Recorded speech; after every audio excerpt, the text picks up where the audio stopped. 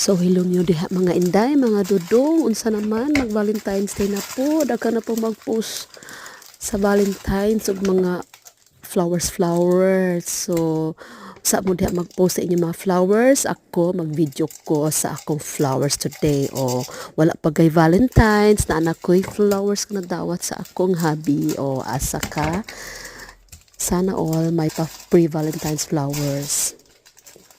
So actually guys, galain akong paminaw kay sakit akong puson lagi kaning gidugo ta, babae man. O gidugo ta, so nag red tide ko guys, wala pud ang Valentine's ani kay wala na ning kay ang bilat na to ani nagpula-pula char. Bitaw oy, sakit kita akong puson. So happy ko kay okay na ako ang paminaw pagkadawat na ako aning flowers ni hubby. So nag-grocery siya, namalit siya og kung unsa di ba tan-awa astang napkin ipalit pod. Sana all inganin akong asawa guys, romantic ay ni siya ka sa atong napkin sa Valentine's regalo.